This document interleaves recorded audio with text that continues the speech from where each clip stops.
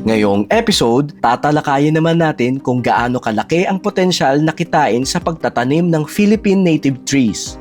Unang-una na ang Philippine native flowering trees. $1 billion ang pwedeng potensyal na kitain ng dahil sa turismo. Tulad sa Japan, may cherry blossoms na dinadayo ng mga turista taon-taon. Pwede ka nang maghatak ng 100 to 1,000 visitors per day. If you are already generating 500 visitors per day, sisingilin mo sila ng entrance fee na ₱100 kada tao, and you are open for 8 months sa isang taon, that's already 11 million pesos. 11 million pesos, papasok sila doon, magbabayad ng entrance fee, Instagrammable, magpapapicture lang sa mga puno mo. That's it. It's very, very simple to make money from this. In fact, that is how Japan does it, China, Hong Kong, Singapore, and Taiwan. So it's very simple. And yung cherry blossoms ng Japan, 2 buwan lang yan mamulaklak, tapos na. $6 billion per year for Japan. Sa tourism, ang patalsik pula natin, namumulaklak yan for 4 months. So we can do more than $6 billion every year. At alam mo ba na mayroon tayong native flowering trees na mas maganda pa sa cherry blossoms? So magkono is, ganda yung flowers nito, kulay pula. Very good for urban landscaping. And then, the second most beautiful Philippine flower is balay lamok. Mas maganda siya kaysa sa cherry blossom. Pag sineswerte ka, 2 beses sa isang taon yan mamumulaklak, summer tsaka October, November. And then the most beautiful of all is tinatawag namin na patalsik pula. Maarte yung isang yon, napakahirap buhayin, pero yung bulaklak nun napakaganda. Pangalawa, malaki din ang potensyal ng ating native trees pagdating naman sa timber production. Yung timber plantations naman, mapapansin niyo that it will always lead to how rich the Philippines is. New Zealand is the #1 exporter of wood sa buong mundo. So their main product is radiata pine, 30 years to harvest, and it sells dito sa Wilcon Depot for 90 pesos per board feet. Pero the Philippines has white lawaan, which in real-world evidence shows na you can harvest it in 5 to 10 years. Umaabot na siya ng 12 inches in 5 to 10 years. And it sells in Wilcon Depot for 240 pesos per board feet. Meron din tayong native na variety ng cinnamon dito sa Pilipinas. Oh, wow. Cinnamon. Yeah, ganito pala amoy ng cinnamon pagka-fresh pa. Oo. Yeah, amoy ano. So this is very fragrant cinnamon. Comparable sa Ceylon cinnamon, which is yung commercially binibenta. This is a native of Zamboanga, pero we don't commercialize this. I see. Wala pa talaga nagbebenta. Lahat ng cinnamon halos ay imported. Lahat ng cinnamon natin is imported. Pero this is top quality cinnamon. Arguably one of the best smelling cinnamon sa buong mundo. Wow. Hanggang sa ngayon, imported pa din ang mga cinnamon na nabibili sa merkado. Napakalaki din ng potensyal na pwede mong kitain kung isa ka na sa pinakamauunang magkakaroon ng plantasyon ng native cinnamon dito sa Pilipinas. Tatalakayin din natin ang kahalagahan ng biodiversity ng ating native trees. So the importance of biodiversity is because yung native trees natin and plants support native animals and insects. Yung native animals and insects support native viruses. So pag nawala yung native plants, mawawala yung native animals and insects, yung native viruses kakapit sa susunod na hayop. Yan. Which is us. Us. So that is how we create pandemics like COVID-19, and we want to avoid that. What we are trying to do right now is we're trying to develop an industry which is non-existent sa Philippines. Yung timber plantation sa Agarwood tsaka Philippine Flower Park, these are 3 different industries, pero all under the umbrella of something called agroforestry. Pero ang intention namin is to build the industry, share information na magagamit ng mga tao para sa mga lupa nila so they can earn money. Don't forget to like and subscribe. Mga intercrop namin na species, you have several options. Timber plantations, so mapepera mo rin. You can plant fruit trees, you can plant vegetables, you can also plant flowering. So yung flowering, hindi ko pala nabanggit kung magkano yung income niya. If meron kang 1 hektarya ngayon, taniman mo ng flowering trees, mag-aantay ka, mamumulaklak yan after 3 to 5 years. Pero after 3 to 5 years, pwede ka nang maghatak ng 100 to 1,000 visitors per day. If you are already generating 500 visitors per day, sisingilin mo sila ng entrance fee na ₱100 kada tao, and you are open for 8 months sa isang taon, that's already 11 million pesos. 11 million pesos, papasok sila doon, magbabayad ng entrance fee, Instagrammable, magpapapicture lang sa mga puno mo. That's it. Kung may restaurant ka sa loob, you multiply your income. Kung may cafe ka sa loob, you multiply your income. It's very, very simple to make money from this. In fact, that is how Japan does it, China, Hong Kong, Singapore, and Taiwan. So it's very simple.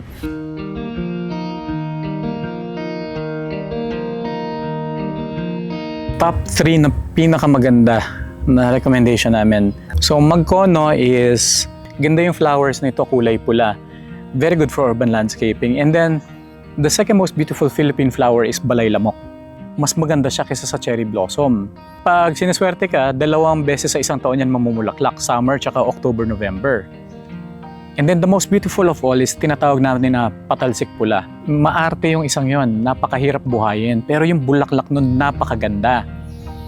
And yung cherry blossoms ng Japan, 2 buwan lang yan mamulaklak, tapos na. $6 billion per year for Japan. Sa tourism, ang patalsik pula natin, namumulaklak yan for 4 months. So we can do more than $6 billion every year.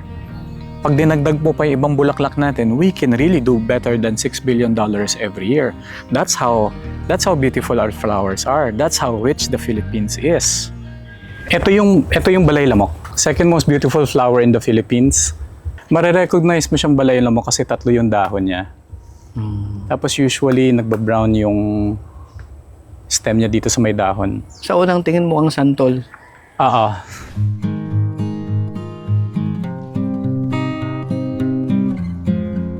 Yung timber plantations naman, mapapansin niyo that it will always lead to how rich the Philippines is.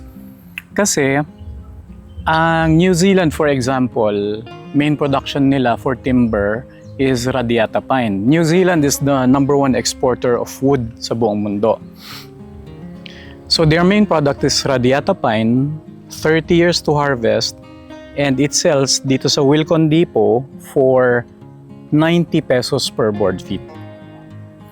Pero the Philippines has white lawaan, which in real-world evidence shows na you can harvest it in 5 to 10 years. Umaabot na siya ng 12 inches in 5 to 10 years. And it sells in Wilcon Depot for 240 pesos per board feet. So New Zealand is 30 years to harvest, 90 pesos per board feet sa Wilcon Depot. Ang Pilipinas, we have white lawaan, 5 to 10 years to harvest, 240 pesos per board feet sa Wilcon Depot. And nung nagbebenta ako sa lumber yards, mas mahal yung bili nila for native trees. Ang bili nila nung time na yun, ang bili nila for mahogany, 30 pesos per board feet. Hinahanapan nila ako ng lawaan, 80 pesos per board feet. Mas mahal ang native species. That's where my passion for native trees started. Technology company kami, we propagate a lot of other native tree species. Nag-i-intercrop kami ng native tree species for a lot of reasons. Yung unang-unang reason is biodiversity preservation. This is important. Ano kasi, yung native plants natin support native animals and insects. And yung native animals and insects support native viruses.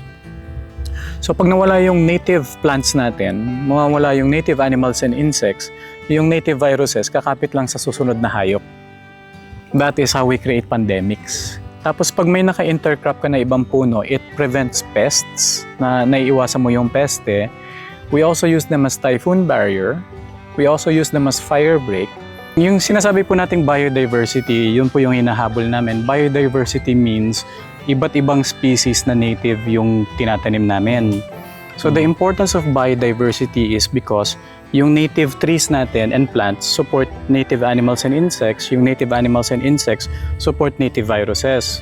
So pag nawala yung native plants, mawawala yung native animals and insects, yung native viruses kakapit sa susunod na hayop. Yan. which is So, us. us. So that is how we create pandemics like COVID-19. And we want to avoid that. Most of us, parang we are taking for granted na yung mga puno, lalo na yung ating mga native trees. Meron po pala talaga silang purpose dito sa ating bansa. Bakit sila tumubo sa ating Philippine lands? So, pag nagkaisa pang pandemic dito sa Pilipinas, baka hindi ko na kayanin ang second career change. Yan. Ito, ang tawag dito hagakhak. Kamag-anak ito ng apitong tsaka lawaan. So ito, straight, tapos umaabot siya ng 50-60 meters. Parte ito ng tinatawag na Dipterocarps. Dipterocarps yung premier timber class ng Philippines. Which is yung unang-unang ino-overlog sa buong Pilipinas. Kasi maganda yung kahoy niya tsaka tuwid. Pero kung papansinin mo, maganda yung dahon nito. Parang accordion, malapad. Tapos parang accordion na wrinkled. So, it would make for a very good landscape material. Kayumanis tree. Kayumanis tree. Wow, bango ha. Bango. Amoy root beer siya. Yung dahon nito, cut mo yung dahon, tapos lagay mo lang sa hot water and it's instant tea. One of the best tea na natikman ko. Dagdagan mo ng honey, so good. Wow. Kahit fresh pa yung dahon. Kahit pwede. fresh pa yung dahon. Ang bango nga, no? Bango niya. Amoy root beer. Pero hindi ito yung ginagamit for root beer. Iba, Iba yan. iba. Pero sa parehong-pareho ng amoy. Oo. Ito naman ay... Oh, wow. Cinnamon. Yeah, ganito pala amoy ng cinnamon pagka fresh pa. Oo. Yeah, amoy ano. So this is very fragrant cinnamon. Comparable sa Ceylon cinnamon, which is yung commercially binebenta.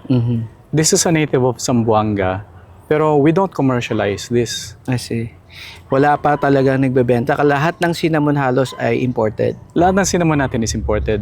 Pero this is top quality cinnamon. Arguably one of the best smelling cinnamon sa buong mundo. Wow. Comparable siya doon sa mga nakakainan natin or nainuman nyo sa cafeteria na may mga cinnamon drinks. Gantong-ganto yung quality niya. Sa bread. Oo. So, And the value of this, sa ngayon, di pa nakikita ng mga kababayan natin. mahal ang cinnamon globally. O mahal siya. So if you have a plantation of cinnamon like this one, maganda rin siyang income. And it's native in the Philippines. It's native in the Philippines and you can also make it into tea. So marami siyang streams of income. Yeah. Kung gusto nilang bumili ng seedlings, Doc, meron kayo. May stocks kami ng seedlings. Yeah. And how much would it cost? Ang available lang namin yung maliliit, it's around 400 pesos. 400 pesos na. Ayan. Ito po ba ilang years bago lumaki agad na pwede na nilang ma-harvestan? Yung harvestable, traditionally, 2 years yon. 2 years lang. Pag tinanim, 2 years harvest na. Ayan. And sa isang harvest ba, mayroon pa rin use yung puno? Continuous pa rin siya? May tinatawag siyang nagkokopis. Ang ibig sabihin na nagkokopis, pag pinutol mo siya, sisibol ulit siya ng panibago, tapos antay ka na naman ng 2 years, pag umabot na siya ng mga finger size, pwede mo na naman siyang i-harvest. Ayan. Oo. Or unless palakihin mo talaga siya para yung bark na lang kukunin mo. Pwede. Yeah, but Pwede ganun. that would take how many years? Mas matagal yung mga ganun, mga 5 to 10 years. 5 to 10 years. Sa mga taga-Lipa, Batangas, alam nyo ba kung saan hinango ang lipa? Ito pala ay hinango sa isang puno. Oo. At yung puno na yon nandito. Pero ito pala ay delikado. Oo, napakadelikado. So ito po yung lipa. Yung top surface ng dahon nito, marami siyang mga tusok-tusok, mga spikes na maliliit. Yung isang tusok niya, katumbas yung sakit nun pag tumama sa'yo ng kagat ng putakte o ng bubuyog. Napakarami niyang spike sa ibabaw nito. So ibig sabihin, pag ito tumama sa balat mo, napakasakit. Parang kang kinagat ng maraming bubuyog. Wow. Yung ilalim ng dahon niya, wala. So ang biruan namin to sa mga friends ko, pag nagkamali ka ng kuha ng dahon sa gubat, tapos nagna-number 2 ka, pinahid mo sa puwet mo, Yari. emergency. Yeah. This is for research purposes. Yes. So may medicinal value din siya. For example, yung toxin ng spike niya, allegedly yung ugat niya, yung katas ng ugat ay antidote. So pag kinuha mo yung katas ng ugat, nilapat mo dun sa tinamaan sa'yo, matatanggal yung sakit. Ayan. So we're planning to study that. Tsaka yung iba pang possible benefits niya. Ito originate saan siyang probinsya? All over the Philippines, All over. meron tayong mga iba't ibang klase ng lipa. Mm. So, yung sinabi mo kanina, kung gusto mo siyang pambakod, Mm. pwede mo siyang, pag pinasok yan isang beses, hindi na uulit yun. Hindi na uulit. Oo. Oo. So talagang may damage pa pagka napadikit sa bakod. Grabe. And lumalaki po ito ng gaano kalaking puno. Lumalaki siya ng mga 3 stories ang taas. Oh, wow. Napakalaking puno. Malaki pala rin yan. siya. Yan. And it takes how many years para umabot ng ganong kalaki? Wala pa kaming data, ino-observe pa namin siya, pero mukhang mabilis lumaki. Mm. Kasi ito, wala pang isang taon, kalahati pa lang, 3 months ago namin tinanim, kalahati pa lang yung laki niya. So, mabilis. Yung seedlings nito, Doc, saan galing? Like sa mother tree somewhere? Mother tree, saan nga ba namin siya nakuha? Nakuha namin siya sa Negros. Negros pa. Oo, Negros. Ayan. So, lalayo na ako, baka madali pa ako dyan. What we are trying to do right now is we're trying to develop an industry which is non-existent sa Philippines. Yung timber plantation sa Agarwood tsaka Philippine Flower Park, these are 3 different industries. Pero all under the umbrella of something called agroforestry. We are trying to develop Philippine agroforestry. So kasama dyan, we tried to develop a Facebook community, Philippine Agroforestry. Pero ang intention namin is to build the industry, share information na magagamit ng mga tao para sa mga lupa nila so they can earn money. I just want to share sa younger generation na if akala nyo walang pera sa agriculture, sa agroforestry, we can earn income by the millions already by 2 to 3 years from planting kada isang hektarya. This is really big income. And dun sa 152 plantation partners namin, marami naghahanap dyan ng agriculturist. Kailangan nila. This business is, yung Agarwood, it's 40 million pesos kada isang hektarya every 5 years. Don't forget to like and subscribe. Bigyan ko kayo ng 2 kayumanis. Yung amoy root beer, yan yun. Oh, wow. So, pili Yung lang tayo kanina. ng medyo malaki-laki. Ito 2 ito piraso. lahat. Yan Oh, yun, oh, lahat. wow, sige. Pwede ba yan sa backyard lang? Pwede mo kahit sa paso lang yan, pwede yan. Mas malaki lang para Oo. tumayo siya. Para meron na kaming tsaa. Tsaka every week. Oh, wow. Thank you po, Doc. Pasyal kayo kay Doc, maraming freebie.